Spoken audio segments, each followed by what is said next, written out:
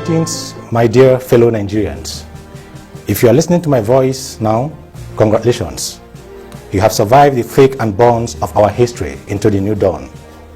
Welcome to the new Nigeria of our dream, and I pray that you be alive to testify the goodness of our collective perseverance and struggle to make this dream a reality. We shall rebuild a country under the framework of law and order, but more strongly on the foundation of conscience and love for one another as Nigerians. To the international communities, we really appreciate the prayers, concerns, and support of our sister nations in Africa and international communities at large. We want to assure you that we have come to take our unifying place as the heartbeat of Africa and the nerve of the black race. We shall passionately seek the interest of Nigerians and Africans first in all our dealings at the global stage. However, not to the detriment of the people of other nations and regions, because no culture, race, religion, and tribe is older than being human. So, above all, humanity first. We shall need your support to the extent it will be necessary to rediscover our true identity as Nigerians. To the youths, I am very proud of you and cannot be more delighted than now. I am proud to say this: the new dawn is the product of your audacity to take charge of your destiny. Mark my words today, I will not disappoint you, because you have paid a good price. I believe that living well is a lot more honorable than living big. Your exuberance and energy is the highest pride and resource to the nation. We shall work out programs and systems that would help us maximize this advantage in positive values. We shall create conducive environment that will enable you to live out your potentials to the fullest. We charge you to be the icons and images of the new Nigeria in character and integrity, and discipline to demonstrate the principles and philosophy of living well against all odds. Money and luxury is not everything. Rather, everything is about seeking the happiness of others and leaving a lasting legacy in the heart of humanity and posterity. The power of love and not the love of power is all you need to lead Nigeria and Africa to our promised land. To our past oppressors, to those whose actions as rulers and followers in the past brought tears and misery to the history of our country with so much unbearable pains, and have claimed the lives of many and made others took decisions and actions they are not proud of. I assure you that if you are truly remorseful of your actions and ready to make up for your actions, we shall give you opportunities in different ways. For us to usher in this new beginning, I plead with all Nigerians to forgive each other from the depth of our hearts. However, those who are found guilty of grievous actions and treasonable offenses will be answerable to the law, where the law finds them wanting, to make necessary amendments that will heal the wounds of the past for the glory of our present and future. My fellow Nigerians, this is the government of the people. The watchword of this administration will be government of the people. I only have one point agenda, which is to reawaken the hope, trust, and pride of the citizens of Nigeria in every way possible that would give them sense of responsibility and ownership of their country. In this government, the true sense of our national anthems and pledge shall be made alive and imbibed to drive our attitudes as true citizens of Nigeria. To every citizen of Nigeria, I will do everything possible to stay closer to you. It may not be possible for me to personally reach every family or community individually, but I promise to keep my ears on the ground to feel your heartbeats of the people and know when to make adjustments and amendments beyond the updates and ideas of my advisors. All of you are equally my advisors. I will run an open and transparent government which the people will be able to identify and protect their true friends and identify their true enemies. We shall set up a quarterly online survey platform for citizens to openly and honestly evaluate our services. You will have an opportunity to evaluate all ministries, parastatals, commissions, and public service units that serve you more directly. We shall create a dashboard that summarizes your feedback to us and make it open for public reviews. The dashboard shall be updated on a quarterly basis, and the feedback becomes the agenda of the quarterly review meetings of the respective government units. With this, you are rest assured that this is your government. You are our humble bosses, and we are your glorified servants. We must be accountable to you, and that is what makes it your government. Majority of the ministries and government institutions will be fairly decentralized to the 6 geopolitical zones in the country, focusing on the regions with natural strengths and expertise for the ministries. Again, we shall work with other arms of the government, especially with the parliament, to consider that the lawmakers operate from their respective states of origin, where the people can access and relate with them. Hence, encourage their closer relationship with the realities on ground. Anti-corruption. The instituted corrupt system in the country is obviously enriching few among us, but cruelly impoverishing a massive proportion of the helpless population. I understand that those who are reaping fortunes from the corrupt system will fight any anti-corruption programs and measures because they will be tempted not to let go of their air sources of income and wealth.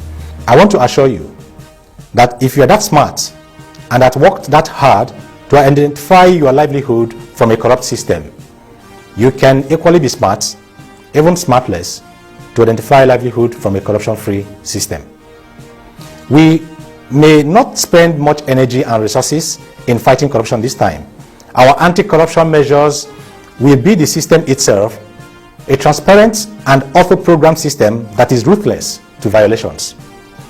I want to assure you that a corruption-free system will benefit all of us and our children. So kindly let go of your instruments of operations and join the cleansing process for the benefit of all, and in the interest of our greatness as a nation. However, if you insist to keep us in misery in your corrupt ways, then get ready. The fight against corruption in this administration will be treated as a life and death matter. With all seriousness, it is a choice, and we hope you make the right choices. Accountability of the government institutions. To institutionalize the motto of our administration as government of the people and fulfill our promise to be accountable to the citizens of Nigeria, all government institutions, ministries, parastatals, agencies, commissions, and the likes shall create their respective online platforms accessible to the public. They shall develop their annual operational plans with clearly stated annual operational goals to be achieved with the associated budgets. These should be posted and updated in their online platform on a yearly basis. We shall create an independent monitoring, accountability, and evaluation commissions known as MECOM. The existing service compact for all Nigerians, Servicom, shall be mainstreamed into MECOM with strongest sense of responsibility to the public. MECOM shall be responsible for developing milestone indicators and key performance indicators with all government agencies. The core responsibility of MECOM will be to assess the progress and performances of these government institutions based on their KPIs, key performance indicators. 2, to conduct and manage the quarterly Nigeria Online Citizens Assessment Survey, known as NOCAS, mentioned earlier. 3, make the results dashboard of these exercises public in a timely manner for public review and scrutiny. The MECOM shall be the trusted monitoring eyes of the presidency and the public. The MECOM shall have access to all documents deemed fit to enable it verify and validate its findings on public institutions, including all the security institutions, except for documents that are highly classified or sensitive for our national security. All public servants, officers shall conduct mandatory annual online or face-to-face ethics and professional training as a refresher of their responsibility to their bosses, that is the citizens. Our administration will not compromise dealing with the unprofessional conduct of any public servant, irrespective of their level of service. The system and structures of the existing Public Complaints Commission, PCC, shall be reviewed and fortified to support the accountability mandate of this administration. The MECOM and PCC shall also have independent powers to act and report the scorecards of the presidency. All government institutional heads shall be mandated to address the nation semi-annually on the progress of their projects and respond to the scorecards and results of the MECOM assessments, which includes their set KPIs and expenditure rates of their budgets.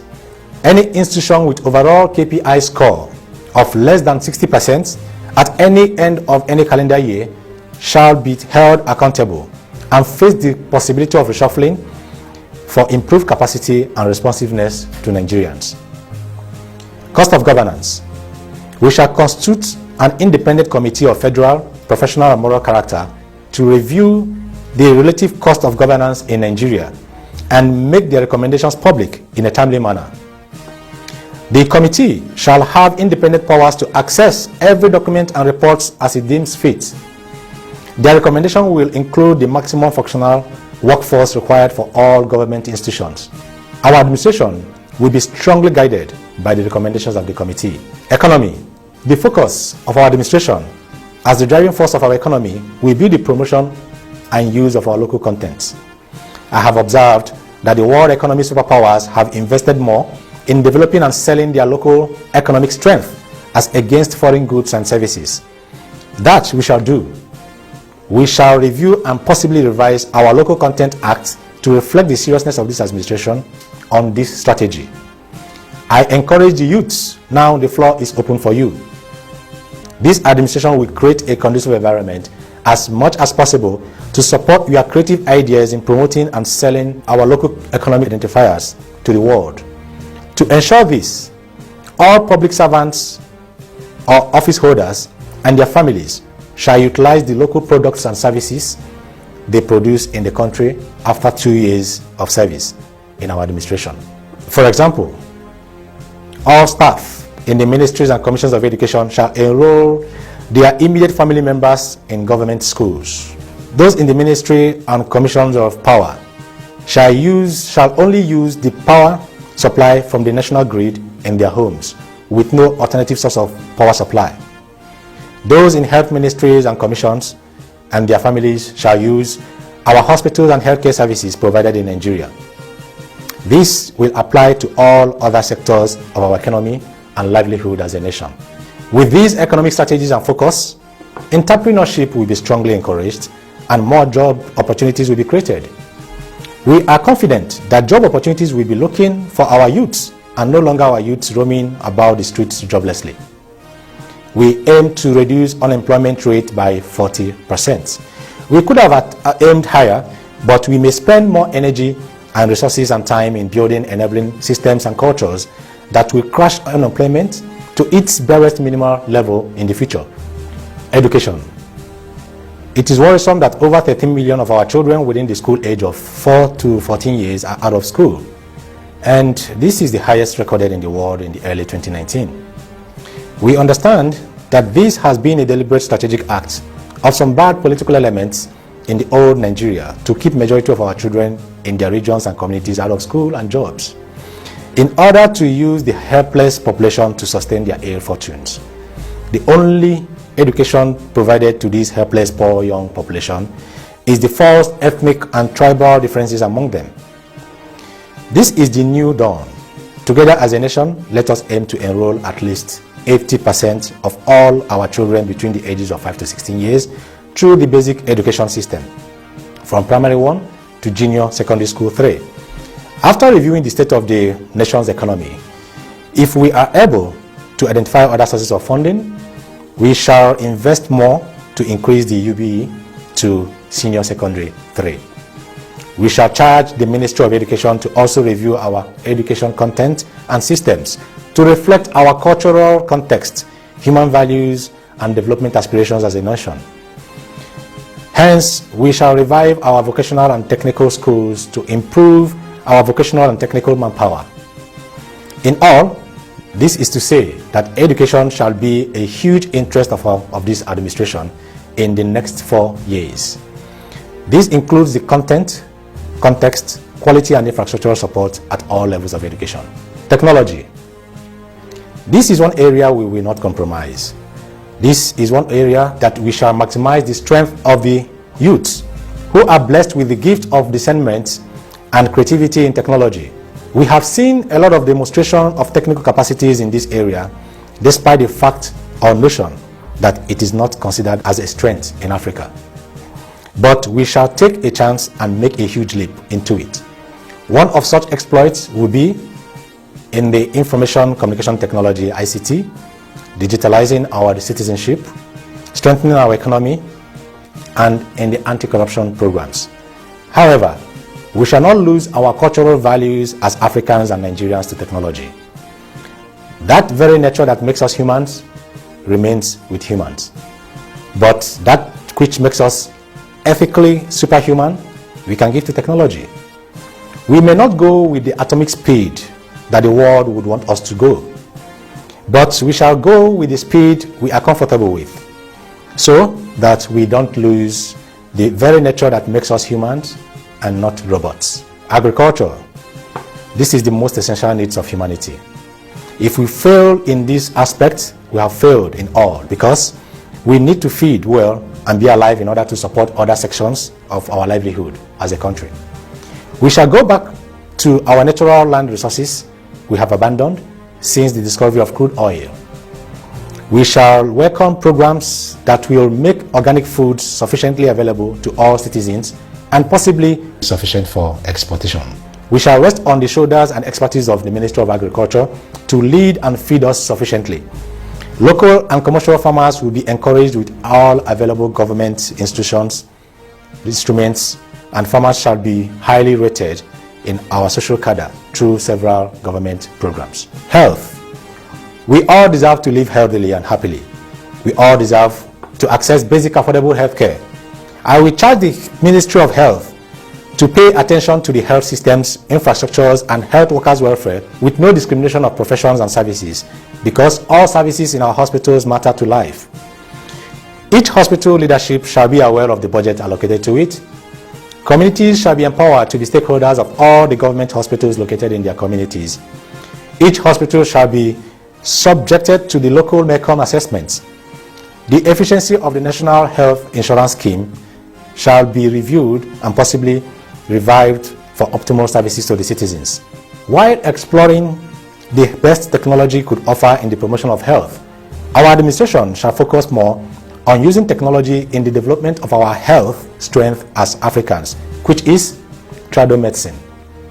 We shall provide more research resources and facilities to encourage more research in organic traditional medicine to enable us strike the best balance and take good advantage of the blessings of our environment against the synthetic modern medicine that provides amazing solutions with obscured fatal consequences. We have to balance our relationship with nature in order to enjoy the maximum amazing beauty of the African health. Security. Security and orderliness are among the essential needs of your existence as citizens. Hence, this is another life and death matter to this administration. We shall be our brother's keepers and take full responsibilities in securing each other. We shall resurrect our local community security systems for improved collaborations, improve our civil security responsibilities, and completely reform our security institutions. Security reforms will include minimizing the inequality among the security personnel, improving their social welfare, providing regular ethics trainings to improve the professional conduct of our security personnel, and employing technology to improve their intelligence gathering and efficiency of their operations. Sanitizing the institutions through thorough internal identification and cleansing of the sabotaging elements in the systems, and showing civic respect for their service of sacrifice to the nation.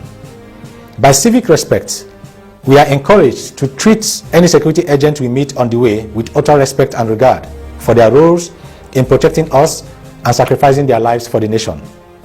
Certain kind acts such as responding to their polite instructions at security checkpoints, offering free transport services when you see them on the road, appreciating them verbally with kind words, offering them water or non-alcoholic drinks when on service under harsh weather, and the likes shall be encouraged. However, offering security personnel or any public servants any form of monetary gifts or inducements to act on our favor or for any other reason related to his or her services is completely condemned in strong terms. Judicial system. Justice is the soul and conscience of our existence as a nation. There is no doubt that we have completely lost it. The loss of competent justice system is the bedrock of all institutionalized corruption and anarchy in our society. As with other systems that give rise to corruption in our country, this will also be considered another life and death matter. Our administration shall approach the restoration and reformation of justice systems differently, with the recognition of the independence of the judicial arm. We shall work together with the relevant arms of government to create reforms that will ensure sound and timely judgments. Such reforms will be empowered to hold relevant judicial officers liable for their poor actions and inactions in delaying or falsifying judgments and resolutions of disputes.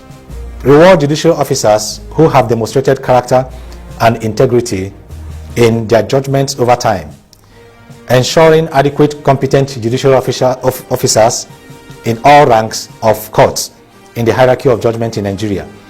Restore the functionality of community or customary justice systems and subjecting our court operations to public evaluation through MECON.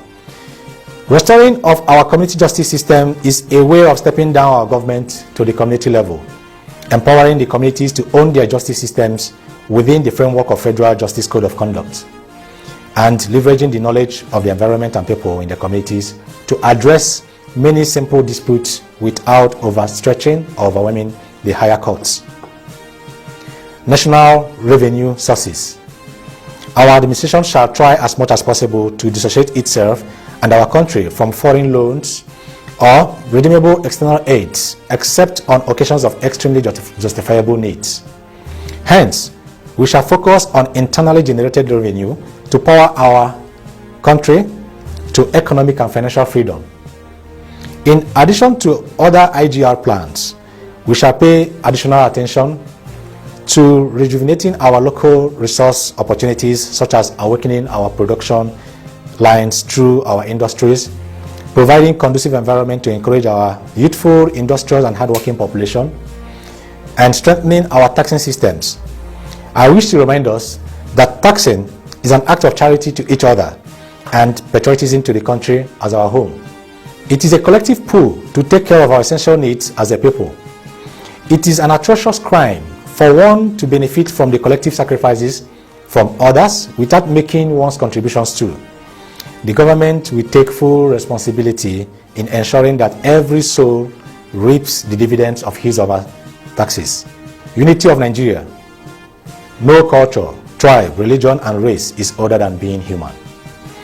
We are whom we are because we are naturally born to be so.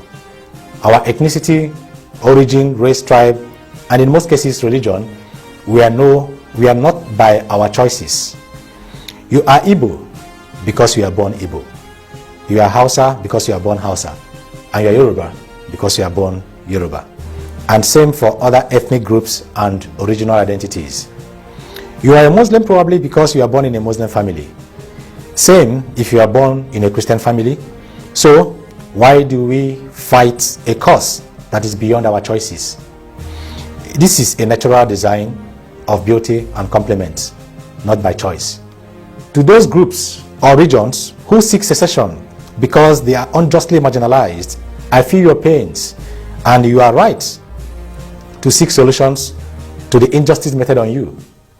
I assure you that your pains are over. The historical injustice upon you was a strategic of a few greedy proportion of the ruling class who used false ethnic and religious bigotry to seek fortunes for themselves and families, but keep their own people enslaved and blind. Believe me, this minority group had meted greater injustice to their own people and communities and tribes than to you. I assure you that what matters most now to us is the Nigerianness of every citizen, and not your tribe or religion or any other identity. Any system that operates on any of these heinous false identities shall be abolished. As disappointing as it may sound, the amalgamation of Nigeria in 1914 seems like a mistaken ulterior motive for the British. But I tell you today, it is a huge blessing in disguise. The unity of this nation is a strength to contend with, if we can envision it. We are better together if we can take advantage of our respective natural gifts for the interests of one another as a nation.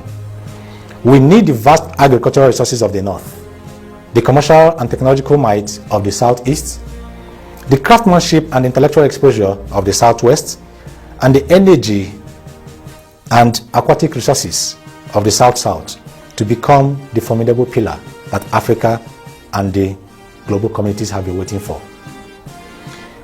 Only then shall we command the respect we deserve as a nation. Structural system in Nigeria. It is no longer strange to all of us that the greatest enemy we have today as a country is the constitutional structure that has kept us more divided than united. No society on earth can operate on the foundation of the 1999 Constitution and still survive the total disintegration through institutionalized inequality and injustice found in it. However, obtaining the best constitution in the world, but run by usual enslaved and ill-programmed mindset of the criminality from the old Nigeria will still not work. We simply do not only need a revised constitution that bonds us more together, but we equally need patriotic mindsets to run it. It is better for a good, sound-minded driver to operate an old, modeled manufacturing vehicle than a drunk, irresponsible driver to operate a brand new, sound 2030 vehicle. The power of a nation is in the patriotic will of the citizens to protect the integrity of their country than the law that regulates them. Otherwise, we produce citizens who could work so hard and smart to beat the law than to work to promote the law. So our administration shall keep these two needs in mind. Reorientation of mindsets. We shall awaken and strengthen the capacity of our Public Orientation Commission to embark on a deep-rooted orientation programs in our schools for our children. This reminds us of the positive values of our roots, and we shall name it Back to the Roots. This will restore the true African cultural values that will be driven more by our conscience than by law. The conscience is more productive than law. However, where the conscience fails, the law supports. Conscience reminds us that life is about seeking the happiness of each other and be guided by the principle. However, law reminds us that we live in a society with systems and rules that protect everyone. For example, we shall learn how to obey the traffic rules not because the law says so, but because we care for other road users and would want to give them fair chance to use the road. So, we should obey the traffic light even if no one is there on the other lane to use them at the time. If you do so, what you have shown is that you can respect your brothers and sisters in their absence. How much more when they are present? It is a mark of dignity in absentia, a deeper will to respect one another than a forced will to obey the law. Promotion of merits and positive attitudes based on noble values. We shall set up systems through which citizens can nominate other Nigerians who, through their services and independent actions in their communities, demonstrate exceptional sense of character, integrity, patriotism, unity, and brotherliness. National or state rewards and awards shall be conferred on those individuals on the occasions of celebrations of our independence on every 1st October. Such qualities are the true demonstration of our independence. From the ill mindsets that have bedeviled us and held us bondage in the last 5 decades, we shall break loose from these mental chains and show our next generations the way to true independence. To the families of victims and victims of senseless brutality in Nigeria, I lack words to commiserate with you. The pains you went through, the grief and agony, I cannot fathom, so I have no moral standing to suggest how you should feel. You have every justification to curse the very land that bore you. in which you pledged loyalty, hoping to receive the protection and love you deserved. But you received grief in return. If you still find the last forgiving space in your heart, forgive us as a country and a people. Most of us could not stand up for you simply because it did not affect us. Forgive our silence too. This is the new Nigeria where a brother can die for a brother from another region, and a sister can cry for a sister from faraway birth, all for one. For victims of Lekki massacre on the 20th of October 2020, the heroes and heroines of the NSAS peaceful protest, anyone can work so hard to change the story of your death and injuries, but nobody can deny the spirit, the blood, and the sacrifices you gave up for the sanity of your own beloved country. That was the bravest of all sacrifices anybody can make for his land of birth. You have a special place in the heart and history of Nigeria. Your patriotism will not be forgotten. It was because of your selfless, daring sacrifice that a day like this is done. Thank you for showing us what bravery in adversity is like. Thank you for giving us your injuries and pains and lives for us to see a day like this. Your sacrifice shall always be honored on every 20th of October with a candlelight prayers and flowers in same venue you laid your lives.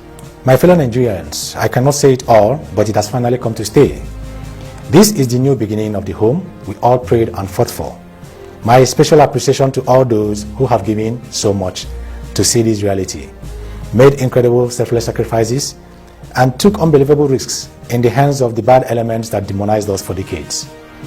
If you're not alive to see this day, your children and your children's children will stand for you as a witness. My fellow Nigerians, welcome to the new Nigerians of our dreams.